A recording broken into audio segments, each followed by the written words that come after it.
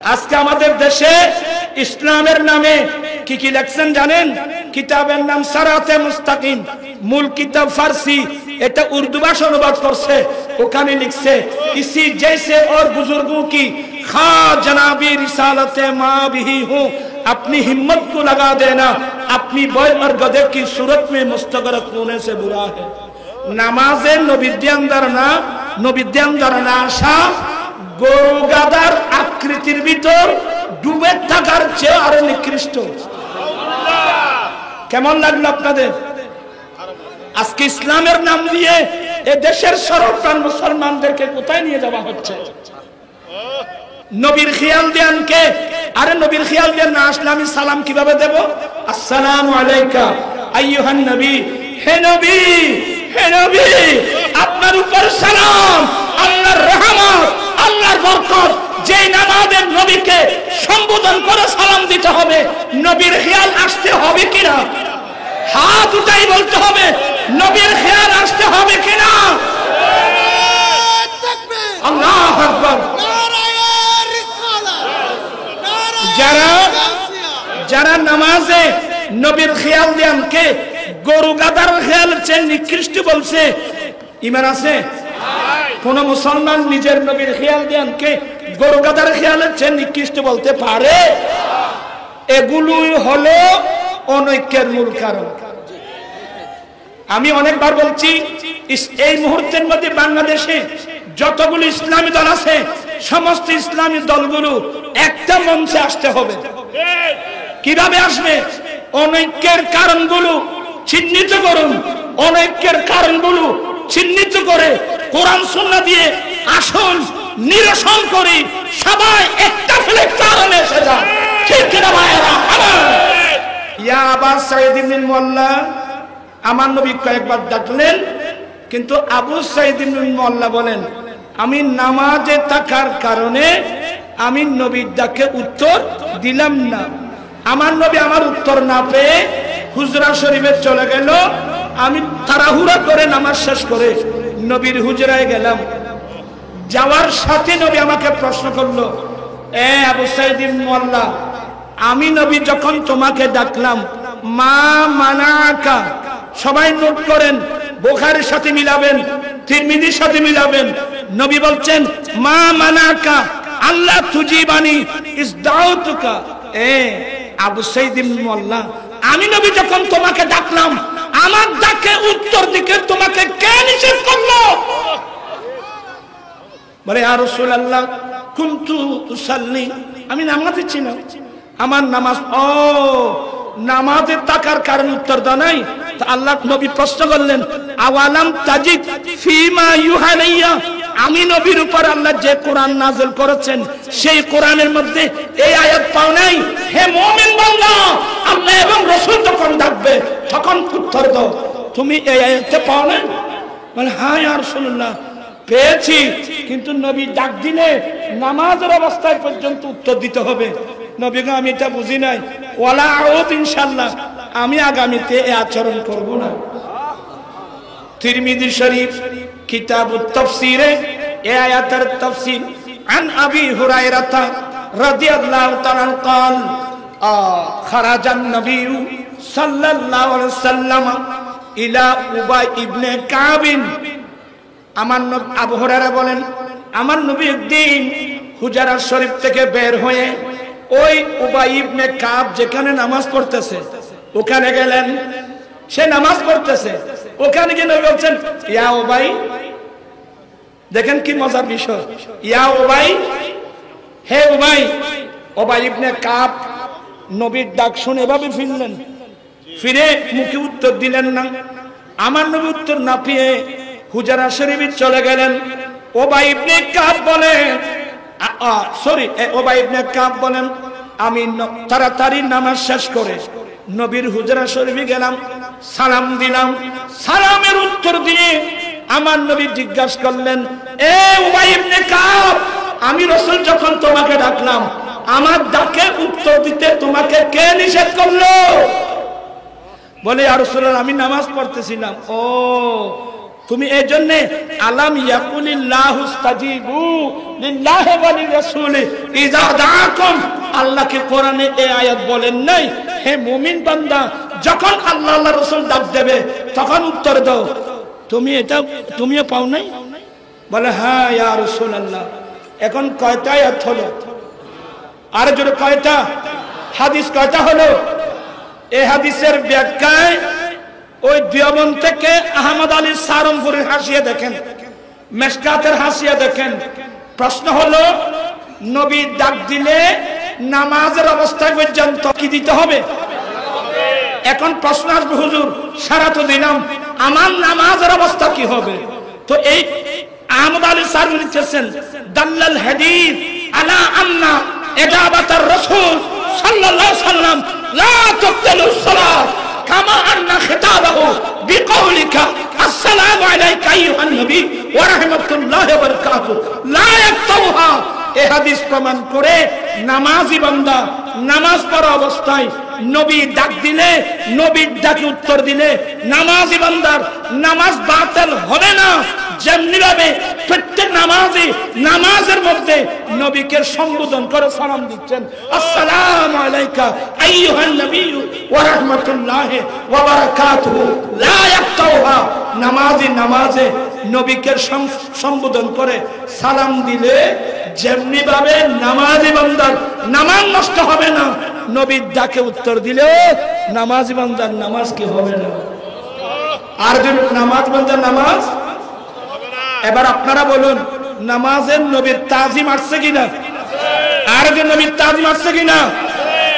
ইয়া আইয়ুহাল্লাযীনা আমানুস্তাজিবু লিল্লাহি ওয়া লির-রাসূলি ইযা দাআকুম লিমা ইউহয়িকুম। আজকে তাফসীরের নামে কোরআনে পাকের তাফসীরের অবমাননা করা হচ্ছে। যাদেরকে আমরা মুফাসসির কোরআন হিসেবে ইন্টারন্যাশনাল আন্তর্জাতিক মুফাসসির কোরআন হিসেবে মানুষের কাছে আমরা প্রকাশ করতে চাচ্ছি, এদের কাছে তাফসীর ডিপার্টমেন্টে কোন কোন কিতাব পড়ানো হয় আমার মনে হয় এগুলো জিজ্ঞাসা করলেও বলতে পারবে না। এটা তাফসীরে কোরআনের অবমাননা। এই দেশের মানুষ সাদা সিধা মানুষ, আমরা মুসলমান। রাজনৈতিকভাবে আপনি যে দল করেন, কিন্তু আপনি যদি মুসলমান হয়ে থাকে আপনার রক্তের মধ্যে আমার দয়াল নবীর প্রেম আর ভালোবাসা অবশ্যই থাকবে, কোরআনে পাকের মোহাব্বত অবশ্যই থাকবে। আজকে অনেক সরল মুসলমান প্রতারিত হচ্ছে, যেখানে ডাইরেক্ট আমার রাসূল বলছেন মান ফাসসারাল কুরআনা বিরাইহি ফালইয়াতাবাউ মাকআদাহু মিনান নার। শাইখুল হাদিস যারা মুহাদ্দিসিন বড় বড় জিজ্ঞাসা করবেন এই হাদিসটা আছে কিনা। আমার নবী বলেন যে ব্যক্তি মন গড়া কোরআনের তাফসীর করবে, মান ফাসসারাল কুরআনা বিরাইহি, যেই ব্যক্তি আল্লাহর কোরআনের তাফসীর করবে তাদের মন গড়া, যে তাফসীরের সাথে কোরআনের তাফসীরের কোনো মিল নেই, যে তাফসীরের সাথে রাসূল পাক ইসলামের হাদিসের সাথে কোনো মিল নেই, এটা একটা মন গড়া তাফসীর। আমার দয়াল নবী বলছেন ফালইয়াতাবাউ মাকআদাহু মিনান নার, তাদের ঠিকানা কিন্তু জাহান্নাম। তাদের ঠিকানা কোথায়? অত্যন্ত সতর্ক, কিন্তু এটা আল্লাহর কালাম। আল্লাহর কালামকে নিয়ে ধোঁকাবাজি করার কোনো সুযোগ নেই। আমি সবাইকে অনুরোধ জানাবো, আমার আওয়াজে আপনারা বুঝতে পারছেন, এরপরও কোরআন পাকে একটি আয়াতে কারিমা তেলাওয়াত করলাম। মহান রব্বুল আলামিন যদি তৌফিক দান করেন অল্প সময়ে এই আয়াতের তাফসীর পেশ করার চেষ্টা করব। আপনারা আন্তরিকতা নিয়ে বসবেন, বুক ভরা আল্লাহ এবং রসুলের প্রেম নিয়ে বসবেন, আল্লাহর কোরআন বুঝার জন্য চেষ্টা করবেন। আমার জীবন মরণ সাজাবো মাদানী রঙে, আমার জীবন মরণ। আমি আরো একটু সহযোগিতা বেশি কামনা করব, আওয়াজটা একটু বাড়িয়ে বললে ভালো লাগবে। আমার জীবন মরণ মাদানী রঙে, আমার জীবন মরণ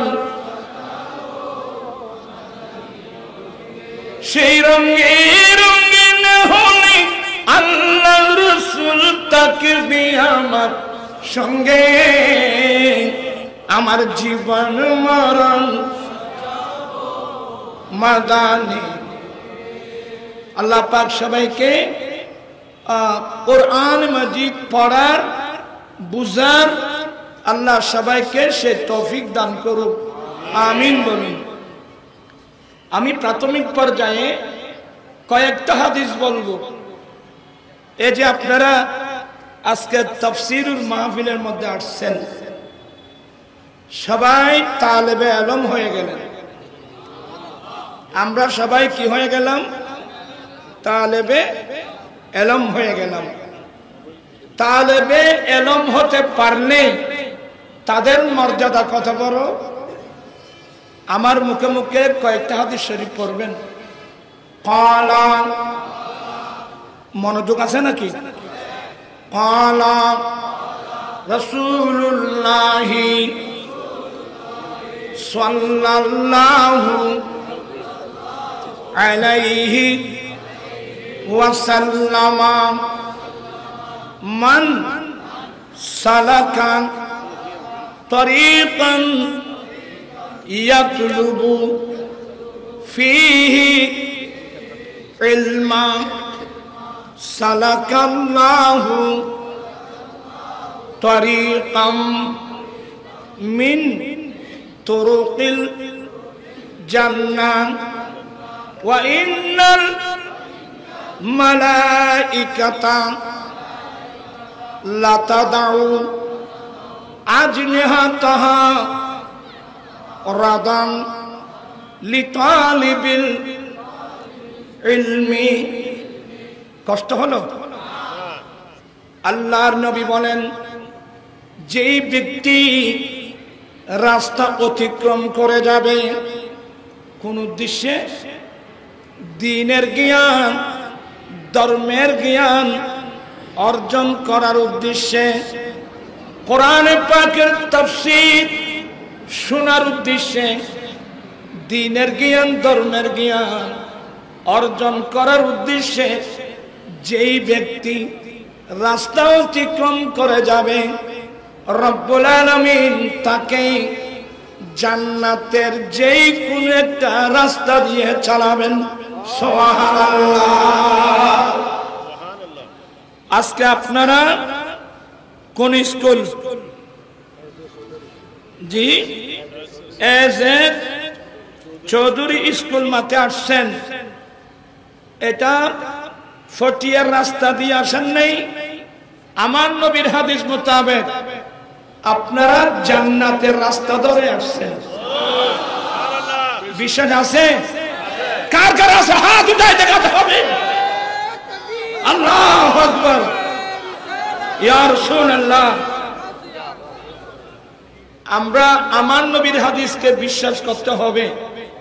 আমার যুক্তির মধ্যে আসুক কিংবা নাই আসুক, আমার নবী বললে আমরা কি করলাম? বিশ্বাস করলাম। আল্লাহর নবী বলেন, যেই ব্যক্তি রাস্তা অতিক্রম করে যাবে দ্বীনের জ্ঞান, ধর্মের জ্ঞান অর্জন করার উদ্দেশ্যে, আল্লাহ তাকে জান্নাতের যেই কোনো একটা রাস্তা দিয়ে চলা আল্লাহ সহজ করে দেবেন। জান্নাতের রাস্তা নাম সুন্দর, সিরাতে মুস্তাকিম, আফার নাম আহলে সুন্নাত ওয়াল জামাত। অনেক সরল পথ, সোজা পথ, তবে কঠিন পথ। এই রাস্তা দিয়ে চলতে গিয়ে হাজার হাজার সাহাবায়ে কেরাম যুদ্ধের মাঠে গিয়ে প্রাণ দিয়ে ফেলছেন। এই রাস্তা দিয়ে চলতে গেলে আপনার টাকা যাবে, পয়সা যাবে, জায়গা যাবে, জমি যাবে, প্রাণ যাবে।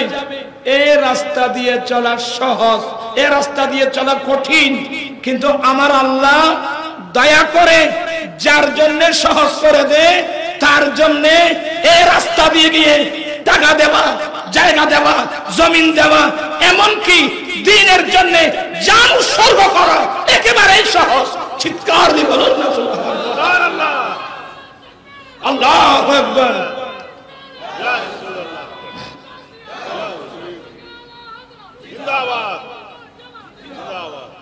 আমার আলা হযরত, আমি তো ভাবতেছি না হাসান বলবে, আমরা এখন বয়স্ক মানুষ। आने दया दूध अब तू तुम्हारी जानिबी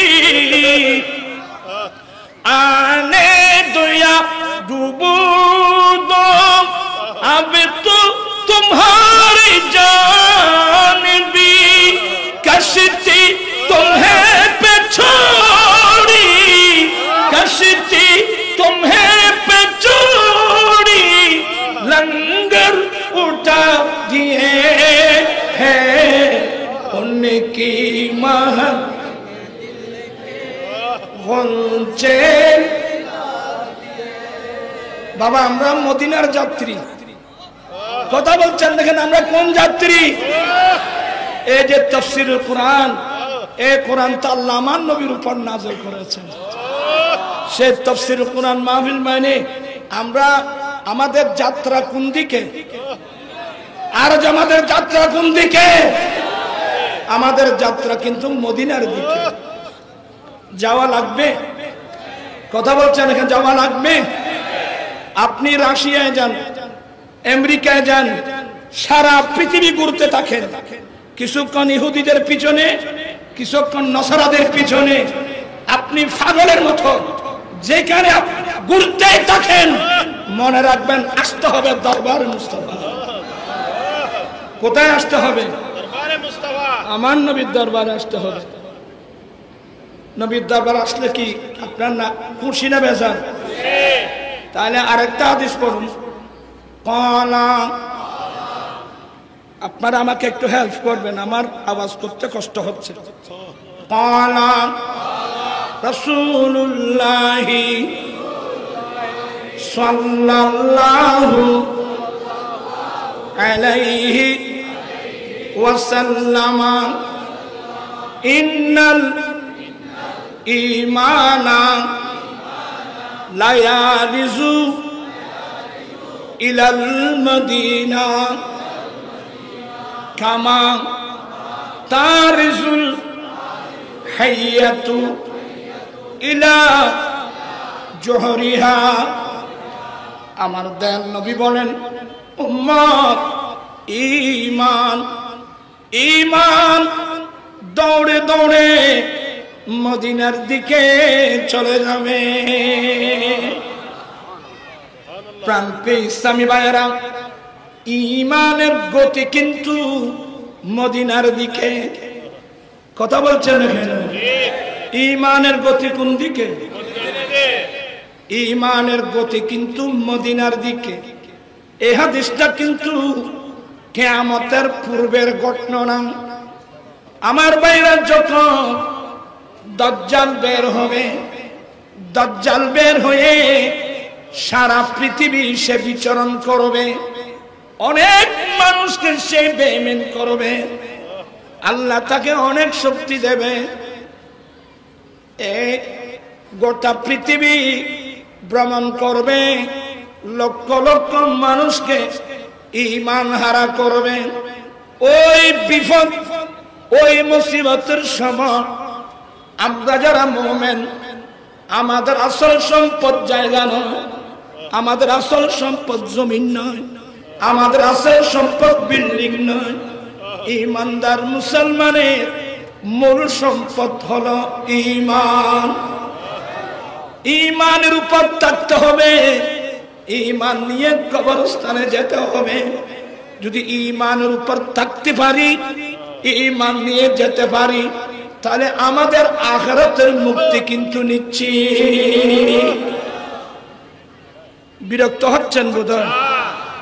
দাজ্জাল সারা পৃথিবী বিচরণ করবে, কিন্তু দাজ্জাল দুই জায়গায় প্রবেশ করতে পারবে না। একটা হলো মক্কার হারাম, আরেকটা হলো মদিনার হারাম। একটা মক্কার হারাম, আরেকটা মদিনার হারাম। এই দুই হারামের ভিতর দাজ্জাল জীবনে কোনোদিন প্রবেশ করতে পারবে না। ওই বদরের যুদ্ধের মতো আল্লাহ নূরি জগতের সশস্ত্র বাহিনী ফেরেশতা দুই হারামের সীমানায় দাঁড় করায় দেবে, দাজ্জাল হারামের ভিতর ঢুকতে পারবে না। তার এই দুই হারামটা হলো ঈমানদার মুসলমানের ঈমানের নিরাপদের জায়গা। এই জন্য পৃথিবীর প্রত্যন্ত অঞ্চল থেকে যারা সত্যিকার মুমিন, এরা নিজের ঈমান রক্ষার জন্য ঘর বাড়ি জায়গা জমিন সব বিসর্জন দিয়ে শুধু নিজের ঈমান রক্ষার জন্য ওরা রওনা হয়ে যাবে কোথায়? মদিনাতুল মুনাওয়ারা। আল্লাহর নবী বলেন, নিশ্চয়ই ঈমান মদিনার দিকে চলে যাবে। এক তরজমা। দ্বিতীয় নম্বর তরজমা, ইন্নাল ঈমানা আই ইন্না আহলাল ঈমান, অর্থাৎ সত্যিকার যারা মুমিন এরা কিন্তু ঘর বাড়ি ব্যবসা বাণিজ্য ফেলে নিজের ঈমান রক্ষার জন্য দৌড়ে দৌড়ে মদিনার দিকে চলে যাবে। কিভাবে? যেমনি ভাবে বিষাক্ত সর্প গর্তের দিকে দৌড়ে, যেমনি ভাবে বিষাক্ত সর্প গর্তের দিকে দৌড়ে। কারণ সর্পের নিরাপদের জায়গা গর্ত, আর ঈমানদারের ঈমানের নিরাপদের জায়গা মদিনাতুল মুনাওয়ারা। এই যে আমরা আহলে সুন্নাত ওয়াল জামাতের মতাদর্শী মানুষ যারা আছি, আমরা আমাদের গতি কিন্তু মদিনার দিকে। হুজুর, গতি যদি মদিনার দিকে হয়, মক্কা কি বাদ পড়লো? আমার আলা হযরত এই রহস্যটা বলে দিয়েছেন। উনকি তুফাইলে হক নে হজ भी करा दिए, उनकी तुफाइले हक ने हज भी करा दिए, असले मुराद हाजिरी उस पाक दर की है। আমার আলা হযরত বলেন, আমার আসল উদ্দেশ্য আমার দেন নবীর দরওয়াজায় হাজিরি দেওয়া। আমার আসল উদ্দেশ্য প্রিয় নবীর দরওয়াজায় হাজিরি দেওয়া। যখন ওখানে গেলাম, সেই নবীর উসিলায় মক্কায়ে মুআজ্জামার হজ আমার নসিব হয়ে গেল। আপনারা খুশি না বেজার? আমাদের যাত্রা কোন দিকে? আজ থেকে আমরা শপথ গ্রহণ করব, আমরা নবীর আদর্শ ছাড়া মানুষের কোনো মন গড়া বানানো কোন আদর্শ আমরা মানি না, মানব না, চলব না। একমত আছেন সবাই? সবাই একমত আছেন?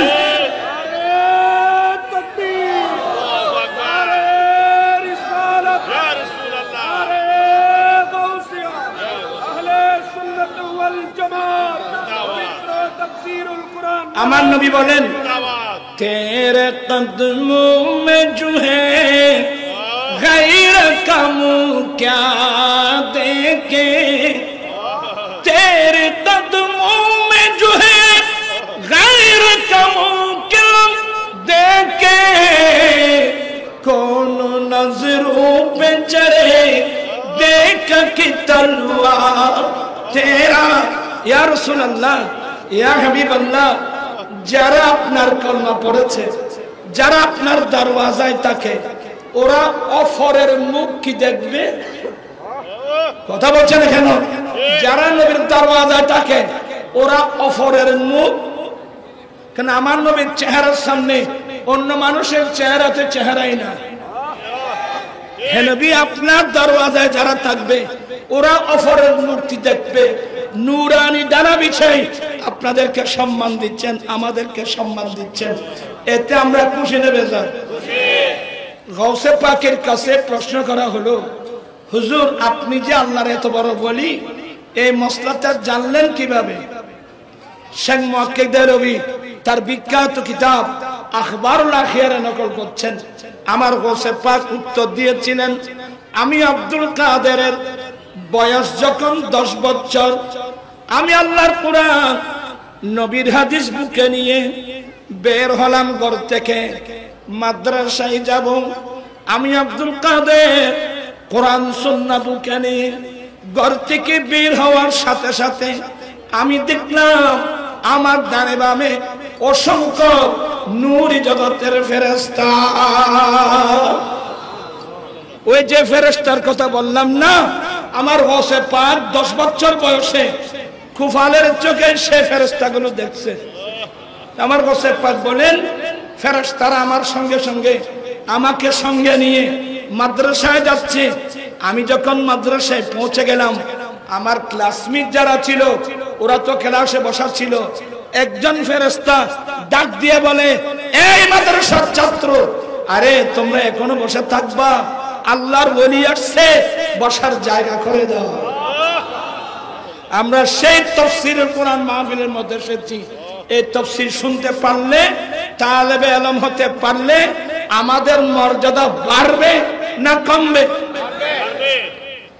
ইমাম আযম আবু হানিফা রাহমাতুল্লাহ আলাইহির ছাত্র আব্দুল্লাহ বিন মুবারক রাদিয়াল্লাহু তাআলা আনহু একটা ঘটনা নকল করেছেন। কি বলে, আল্লাহ যদি কোনো বান্দাকে সকাল বেলায় অন্তরের মধ্যে ইলহাম করে যে তুমি সন্ধ্যাবেলায় মারা যাবে, সবাই শুনেন, যারা দাঁড়িয়ে আছেন না আপনারাও শুনেন। আব্দুল্লাহ বিন মুবারক বলেন, আল্লাহ যদি কোন মানুষের অন্তরে ইলহাম করে এই বান্দা সন্ধ্যাবেলায় তুমি মারা যাবে, আমাকে ইলহাম করলেন আল্লাহ সকাল বেলায়, আমি মারা যাব সন্ধ্যাবেলায়, এই সময়ের মধ্যে আমি কোন কাজটা করব? এবার বুঝে আসবে জিনিসটা। আল্লাহ আমাকে সকাল বেলায় ইলহাম করে জানিয়ে দিলেন তুমি সন্ধ্যাবেলায় মারা যাবে, এখন আমি কোন কাজটা করব? আরে সন্ধ্যা হতে সন্ধ্যার সময় প্রাণ কব্জ হয়ে যাবে, আমি কোন কাজ করব? ও বিশ্বের মুসলমান, তোমরা কোরআন সুন্নাহ নিয়ে কোরআন সুন্নাহর তালিমের জন্য বসে যাও, কোরআন তেলাওয়াতের জন্য বসে যাও, আমার নবীর হাদিস পড়ার জন্য বসে যাও। কারণ আমার নবী হাদিসে বলছেন, যে ব্যক্তি ইলম তলব করতে গিয়ে মাঝপথে যদি মারা যায় সে শহীদ। সে কি হবে? শহীদ হবে। আমার ভাইরা, এই কোরআনের তাফসীর, কোরআন সুন্নাহর জ্ঞান অর্জন, এটা যে কত বড় নিয়ামত। এই মসলাগুলো যদি আমরা জানতাম, আমাদের ছেলে মেয়েরা কোনোদিন মাদ্রাসা ফেলে অন্য কোন স্কুলে যেখানে কোরআনও নাই, হাদিসও নাই, ফিকহও নাই, ফতোয়াও নাই, আমরা সেখানে কোনোদিন যেতাম না। এমন কোরআন আমরা পেয়েছি আমার দয়াল নবীর উসিলায়। আমি শুধুমাত্র আপনাদেরকে ভূমিকার মতো কথা বলছি। আমরা এই কোরআনের জ্ঞান অর্জন করতে রাজি আছি কিনা? আমরা ছেলে মেয়েদেরকে মাদ্রাসায় দিতে রাজি আছি তো? এই তো বলো হুজুর, আমি তো নিয়ত করেছি ছেলেকে কেজি স্কুল, কিন্ডারগার্টেন, আশা, প্রত্যাশা, না জওয়ান, ব্রাক, কত নামের স্কুল আছে। তো স্কুল তো খারাপ না, স্কুল তো ভালো, কিন্তু সেই স্কুলের সিলেবাসে কোরআন শরীফ আছে? কথা বলছে না কেন? সেই স্কুলের সিলেবাসে কোরআন শরীফ আছে, হাদিস শরীফ আছে। প্রাণ ইসলামী ভাইরা, একটা বিরাট ইহুদি নাসারার চক্রান্ত।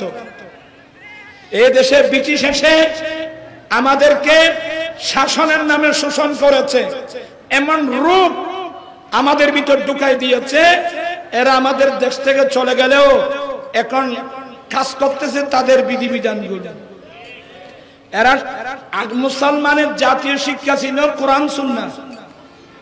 আমরা যারা মুমিন মুসলমান আছি, আমাদের জাতীয় শিক্ষা কি? কোরআন সুন্নাহ। বিধর্মীরা জানে যে মুসলমানরা যতদিন কোরআন সুন্নাহকে বুকে ধারণ করে থাকবে, আল্লাহর কোরআন নবীর সুন্নাহর বাইরে মুসলমান যাবে না। এই মুসলমানকে কাবু করা তাদের পক্ষে সম্ভব হবে না। এই জন্য এরা সুকৌশলে বলে মুসলমানদেরকে কোরআন সুন্নাহ থেকে দূরে সরাতে হবে, মুসলমানদেরকে কোরআন সুন্নাহ থেকে দূরে সরাতে হবে। ওরা এ দেশের বড় বড় পয়সাওয়ালা মানুষকে হাত করে এক একজনকে এক এক ধরনের টাইটেল দিয়েছেন, বলে কোরআন সুন্নাহ শিক্ষা। এগুলো আধুনিক শিক্ষা না, এগুলো দেশ কোনোদিন উন্নতির দিকে যাবে না। নতুন আধুনিক শিক্ষা লাগবে, বিজ্ঞান লাগবে, science, arts, commerce, mathematics, economics, geography, chemistry, অনেক উন্নত। এগুলো বিজ্ঞান লাগবে, বিজ্ঞান লাগবে। বিজ্ঞান তুমি বুঝো, কোরআন আসছে, বিজ্ঞান আসছে। এই কোরআন না আসলে পৃথিবীর মানুষ বিজ্ঞান কখনো বুঝতো না। এখানে অনেক স্কুল কলেজের ছাত্র আছো, শিক্ষিত ভাইরা আছেন, মার্কেটে গেলে একটা বই সংগ্রহ করবেন, বিজ্ঞান না কোরআন। ভাই মোহাম্মদ নুরুল ইসলাম, বইয়ের নাম কি বললাম? বিজ্ঞান না কোরআন, এটা বইয়ের নাম।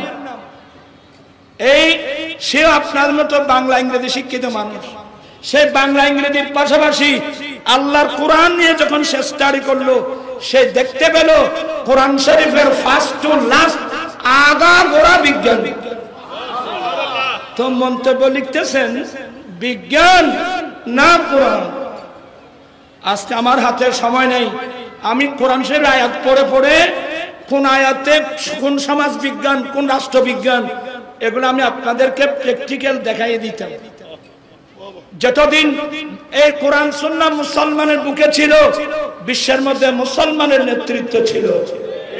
যে তারিখ থেকে মুসলমান, দেখেন কি সুন্দর, এটা জাতীয় শিক্ষা, মাদ্রাসা শিক্ষাকে বানাই দিল প্রাইভেট শিক্ষা। যেহেতু মানুষ জাতীয় শিক্ষার প্রতি দুর্বল, সেই কৌশলে মুসলমানের অনেক ছেলে মেয়েরা চলে গেল কোথায়? স্কুলে। কিন্তু স্কুলের মধ্যে কোরআন শরীফ আছে, স্কুলের মধ্যে হাদিস শরীফ আছে। এই সিস্টেমে অধিকাংশ মুসলমানদেরকে কোরআন সুন্নাহ থেকে অনেক দূরে সরাই নেওয়ার কারণে এই মুসলমানদেরকে ইহুদি নাসারা গোলাম বানানো তাদের পক্ষে সম্ভব হয়েছে। ঠিক না ভাই? আপনাকে এত তাড়াতাড়ি ভুলে গেলেন? আমি আজকে তাফসীরুল কোরআন মাহফিল থেকে জাতিকে আহ্বান জানাবো, আসুন আমরা একযোগে তওবা করব, একযোগে তওবা করে কোরআন সুন্নাহর দিকে আমরা ফিরে আসব। আমি নিজে কোরআন সুন্নাহর জ্ঞান অর্জন করব, ছেলে মেয়েদেরকে কোরআন সুন্নাহর শিক্ষা দিয়ে খাঁটি মুসলমান হিসেবে গঠন করব। আপনারা রাজি আছেন তো? তাহলে তাফসীর মাহফিল কাজে আসবে। ইয়া আইয়ুহাল্লাযীনা আমানুস্তাজিবু লিল্লাহি ওয়া লির-রাসূলি ইযা দাআকুম লিমা ইউহয়িকুম। আল্লাহ বলেন, হে মুমিন বান্দা, রাসূল যখন তোমাদেরকে, আল্লাহ এবং রাসূল যখন তোমাদেরকে এমন কাজের দিকে ডাকবে, লিমা তাফসীর হলো আই ইলা মা। এ মুমিন বান্দা, আল্লাহ এবং রাসূল যখন তোমাদেরকে এমন কাজের দিকে ডাকবে, যেই কর্ম তোমাদেরকে সত্যিকারের জীবন দেবে, তোমরা সাথে সাথে উত্তর দাও। বুঝেন নাই? হে মুমিন, আল্লাহর কানুন। হে মুমিন বান্দা, আল্লাহ এবং রাসূল যখন তোমাদেরকে এমন কাজের দিকে ডাকবে, যে কর্মগুলো তোমাদেরকে সত্যিকারের কি দিবে, জীবন দেবে। এরা বুঝতেছে না কথা, বুঝতেছে না, তো এই জন্য ওরা রিপ্লাই দিচ্ছে না। আল্লাহ এবং রসুল যে কাজের দিকে আমাদেরকে ডাকবে, সত্যি ওই কাজগুলো আমাদেরকে সত্যিকারের জীবন দেবে। যেমন তোমরা আমানু, আমিনু, তোমরা ঈমান আনো, তাহলে ঈমানের ভিতরে আমাদের সত্যিকারের জীবন নিহিত। কথা বলছেন না কেন? ওয়া আকিমুস সালাহ, তোমরা নামাজ কায়েম করো, তাহলে বুঝতে হবে নামাজ একামতে সালাতের ভিতরে আমার সত্যিকারের জীবন নিহিত। এক কথায় কোরআন সুন্নাহর ভিতরেই আমাদের জীবন সত্যিকারের জীবন নিহিত। তা আমি গভীরে যাচ্ছি না, আপনাদের সেই ব্রেনও নাই, যেগুলো বুঝবেন আপনি সেটা। এ মুমিন বান্দা, আল্লাহ এবং রসুল যখন তোমাদেরকে ডাকবে, সাথে সাথে কি দাও? আর জুড়ে সবাই আওয়াজ দিয়ে, নির্দেশ কার? আল্লাহ। হে মুমিন বান্দা, তো যখন আল্লাহ এবং রসুল তোমাদেরকে আহ্বান করবে, তোমাদেরকে ডাকবে, তোমরা সাথে সাথে কি দাও? আর জোরে বলো না, কি দাও? সাড়া দাও। কি বুঝে আসতেছে? একটু কষ্ট হবে। আমার আশ্চর্য লাগলো, আগে আমাদের মুরব্বীরা বলতেন যে আমাদের দেশে ইসলামের নামে অনেক ইসলামী দল আছে। কথা বলছে না কেন? কিন্তু আমি আপনাদেরকে আঙ্গুল দিয়ে দেখাই দিচ্ছি, এই আয়াতের তাফসীরটা করবেন, যে আয়াতের মধ্যে আমার নবীর সম্মান মর্যাদার কথা আছে। তো ইসলামের নামে অনেক মুসলমান আছে যারা আমার নবীর সম্মান মর্যাদাকে সহ্য করতে, এটা প্র্যাকটিক্যাল দেখলাম এই আয়াতের তাফসীরে গিয়ে। এই আয়াতের তাফসীরে গিয়ে আমি প্র্যাকটিক্যাল দেখলাম। স্কুলের ছাত্র, কলেজের ছাত্র, ইউনিভার্সিটির ছাত্র, আজকে অনেক ছেলেরা প্রতারিত হচ্ছে। এই আয়াতের তাফসীর একটা দেখাই দেব। এই আয়াতের তাফসীর, যে আয়াত থেকে রাসূল পাক সাল্লামের সম্মানের মর্যাদা প্রমাণিত হবে, এই আয়াতের ওরা কোন তাফসীর ধরে টিকা ধরে না। কথা বলছেন না কেন? আর যেখানে নবিয়ে উম্মি, আমার নবীকে উম্মি বলা হলো, দেখবেন যে সেই আয়াতের মধ্যে এরা অন্তর খুলে এমন এমন টিকা লাগছে, এমন এমন টিকা লাগছে শুধু নবীকে নিরক্ষর বলার জন্য। নাউজুবিল্লাহ বলবেন না? নবীকে কি বলার জন্য?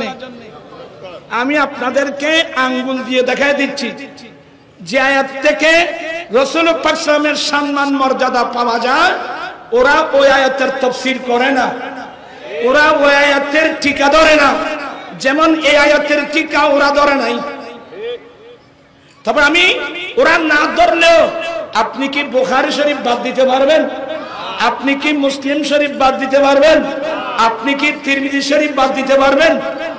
এবার আসুন, আমি তাড়াতাড়ি, সময় কম।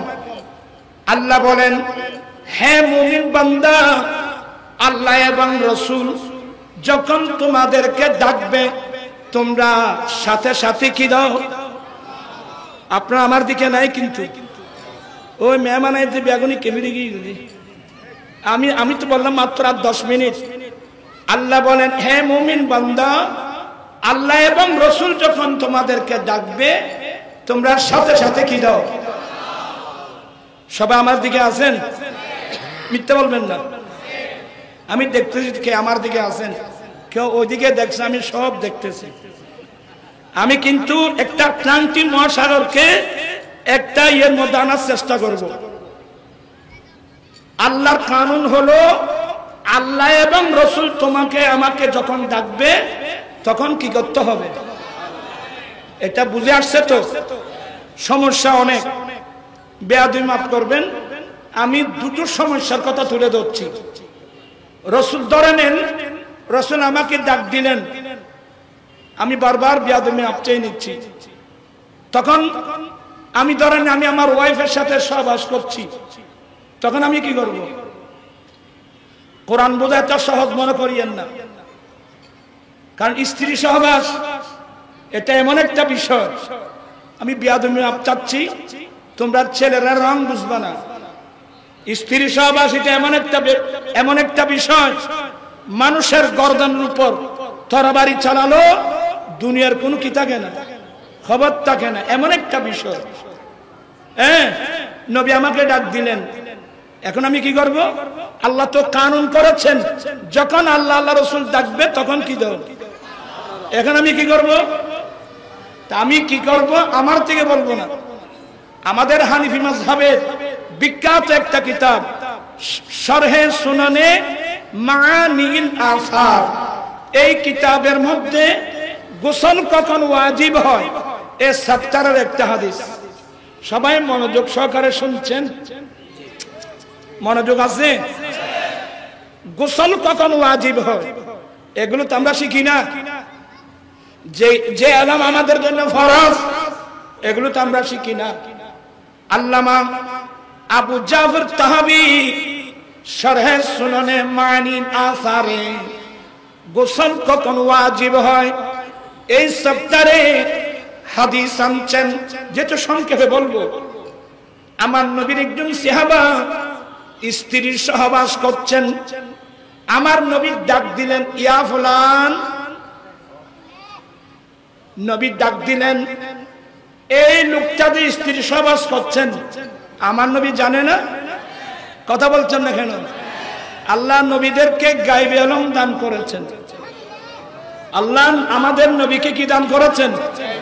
ফালা ইউযহিরু আলা গায়বিহি আহাদা ইল্লা মান ইরতাদা মির রাসূল। আল্লাহ আমার প্রিয় রাসূলকে কি দান করেছেন? গায়বে ইলম দান করেছেন। আপনাদের কোনো আপত্তি থাকলেও কোনো সমস্যা নেই, আল্লাহ তো দিয়েছেন। আমার নবী জানে না ওই সাহাবা কোন অবস্থায় আছে? আমার নবী ডাক দিলেন, নবী কোরআন শরীফের তাফসীর শিখাচ্ছেন, প্র্যাকটিক্যাল তাফসীর শিখাচ্ছেন, আল্লাহর কোরআনের উপর কিভাবে অনুশীলন করতে হবে প্র্যাকটিক্যাল শিখাচ্ছেন। আমার নবী ডাক দিলেন, ইয়া ফুলান। তো ওই সাহাবার কানে যখন আমার দয়াল নবী আওয়াজ যখন চলে গেল, ওই সাহাবা এরা তো জানের চেয়ে নবীকে বেশি ভালোবাসতেন। আমার নবীর সাউন্ড, আমার নবীর আওয়াজ মুহূর্তের মধ্যে সাহাবার কানে চলে গেল। এখানে বয়স্ক মানুষ, ক্ষমা চাচ্ছি, বেয়াদবি মাফ করবেন। ওই সাহাবার কানে যখন নবীর আওয়াজ চলে গেল, ইয়া ফুলান, তো আল্লাহ তো নির্দেশ দিয়েছেন নবী যখন ডাকবে তখন উত্তর দাও। এই সাহাবা পড়লেন বিরাট বিপদে। একদিক দিয়ে স্ত্রীর ভালোবাসা, আরেক দিক দিয়ে নবীর ভালোবাসা। কিন্তু মোমেন কাকে বলে? মোমেন বলে যেই নারী পুরুষ, মা বাবা, ছেলে সন্তান, স্ত্রী পুত্র, পৃথিবীর বুকে আমার আপনার যত আপনজন আছে, সবচেয়ে যে লোকটা আমার নবীকে বেশি ভালোবাসবে ওই লোকটাই তো মুমিন।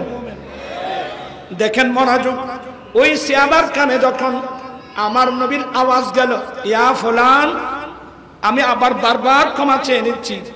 ওই সাহাবা নিজের কাফরটা এভাবে চিপে ধরে স্ত্রীকে ওখানে ফেলে লাব্বাইকা ইয়া রাসূলুল্লাহ বলে ঘর থেকে বেরিয়ে আসলো।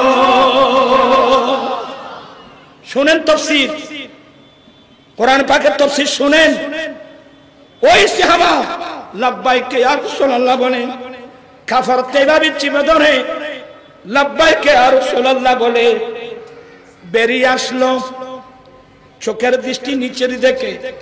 আমার নবী জানে না এসে আবার কোন অবস্থা থেকে আসছে। তা আমার নবী কি বললেন? লাআল্লানা আজালনাকা, এসে হাবা সম্ভবত আমি তোমাকে তাড়াহুড়ার মধ্যে ফেলে দিয়েছি। ক্বালা নাম, উত্তর দিলেন, হ্যাঁ ইয়া রাসূলুল্লাহ, আমি তাড়াহুড়ার মধ্যে পড়েছি। এবার আমার নবী নির্দেশ দিলেন, সাহাবারে যাও গোসল করে আসো। ইমাম আবু জাফর তাহাবী এই হাদিস থেকে আমাদের জন্য মসলা বের করে দিল। স্বামী স্ত্রী যদি মিলন করে বীর্য বের হোক কিংবা না হোক, উভয় অবস্থার মধ্যে গোসল করা ওয়াজিব। কারণ এই সাহাবাত স্ত্রীর সহবাস করছিল, নবীর ডাকে চলে আসলো, তো নবী তো জিজ্ঞাসা করে নাই তোমার থেকে কি বীর্য বের হয়েছে? এই যে প্রশ্ন করা ছাড়াই নবী ওনাকে গোসল করার নির্দেশ দিয়েছেন। স্পষ্ট হয়ে গেল স্বামী স্ত্রী মিলন করলে বীর্য বের হোক কিংবা না হোক, উভয় অবস্থার মধ্যে গোসল করা ওয়াজিব। কি বিরক্ত হচ্ছেন? এবার আসুন, সবচেয়ে যেটা কঠিন আমার ভাইয়েরা, ধরে নেন আমি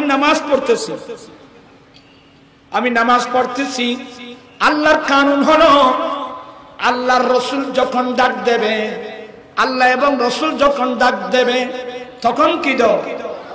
উত্তর দাও। একজন আমি নামাজে আমি কি করব? এবার এখানে দুটো হাদিস বলবো, একটা বুখারী শরীফের আর একটা তিরমিজি শরীফের।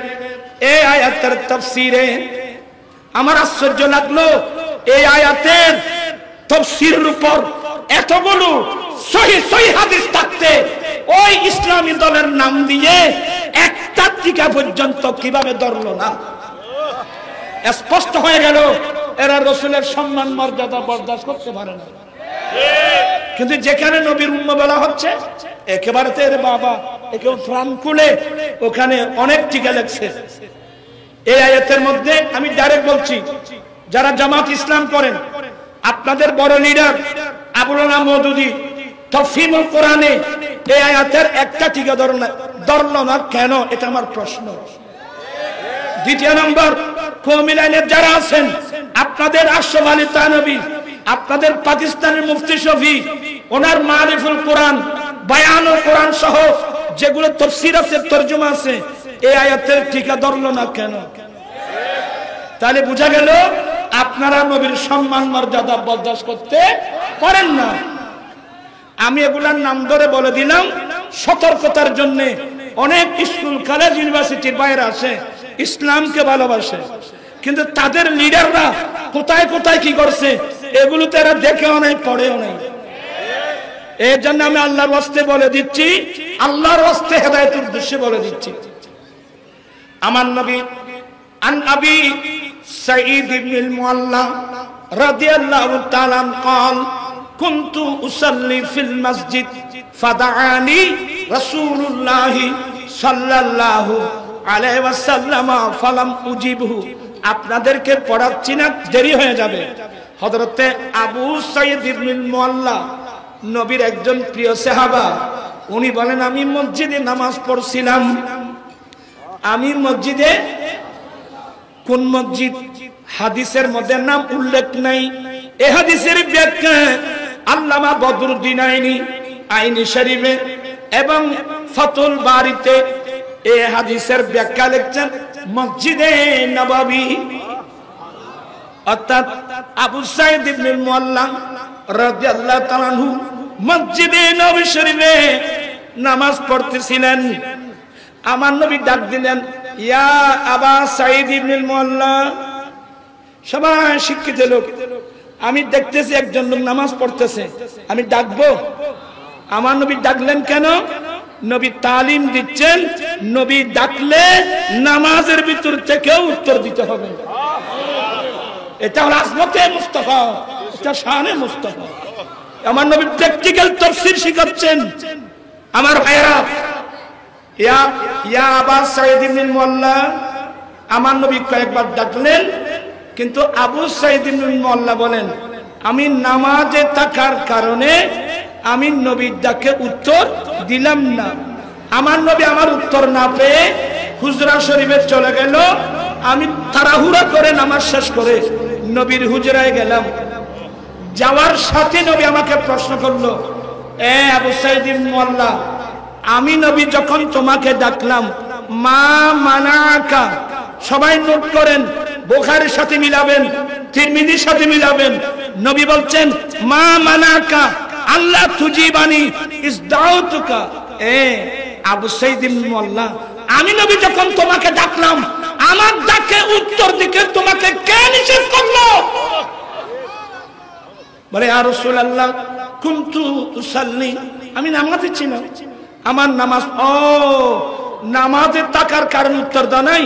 তো আল্লাহ নবী প্রশ্ন করলেন, আওয়ালাম তাজিদ ফিমা ইউহালাইয়া, আমি নবীর উপর আল্লাহ যে কোরআন নাযিল করেছেন সেই কোরআনের মধ্যে এই আয়াত পাও নাই?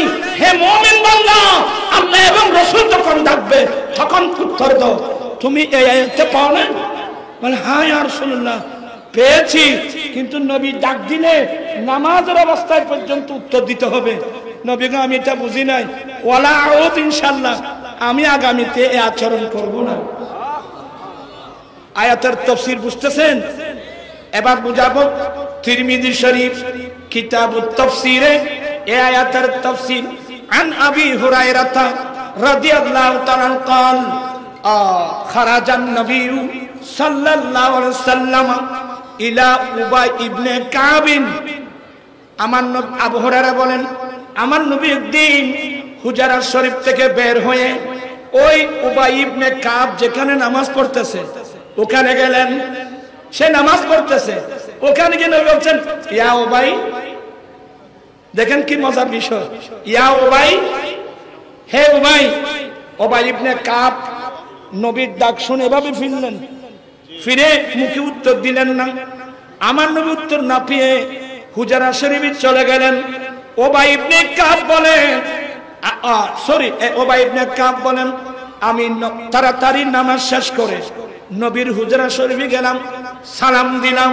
সালামের উত্তর দিয়ে আমার নবী জিজ্ঞাসা করলেন, এ উবাই ইবনে কাব, আমি রাসূল যখন তোমাকে ডাকলাম, আমার ডাকে উত্তর দিতে তোমাকে কে নিষেধ করলো? বলে ইয়া রাসূলুল্লাহ, আমি নামাজ পড়তেছিলাম। ও তুমি এই জন্য আলাম ইয়াকুলিল্লাহু ইস্তাজিবু লিল্লাহি ওয়া লিরাসূলি ইযা দাআকুম, আল্লাহকে কোরআনে এই আয়াত বলেন নাই, হে মুমিন বান্দা যখন আল্লাহ আল্লাহর রাসূল ডাক দেবে তখন উত্তর দাও। তুমি এটা তুমিও পাও নাই? বলে হ্যাঁ ইয়া রাসূলুল্লাহ। এখন কয়টা আয়াত হলো? আর জোরে কয়টা? হাদিস কয়টা হলো? এই হাদিসের ব্যাখ্যায় ওই দেওবন্দ থেকে আহমদ আলী সারমপুরের হাসিয়া দেখেন, মেশকাতের হাসিয়া দেখেন। প্রশ্ন হলো, নবী ডাক দিলে নামাজের অবস্থা পর্যন্ত কি দিতে হবে? এখন প্রশ্ন আসবে, হুজুর সারা তো দিলাম, আমার নামাজের অবস্থা কি হবে? তো এই আহমদ আলী সারমপুর লিখেছেন, দাল্লাল হাদিস আলা আন্না ইজাবাতার রাসূল সাল্লাল্লাহু আলাইহি ওয়াসাল্লাম লা তুবতিলুস সালাত কামা আন্না খিতাবাহু বিকাউলিকা আসসালামু আলাইকা আইয়ুহান নবী ওয়া রাহমাতুল্লাহি ওয়া বারাকাতুহু লা ইয়াকতাউহা। এই হাদিস প্রমাণ করে নামাজি বান্দা নামাজ পড়া অবস্থায় নবী ডাক দিলে, নবীর ডাকে উত্তর দিলে নামাজি বান্দার নামাজ বাতিল হবে না।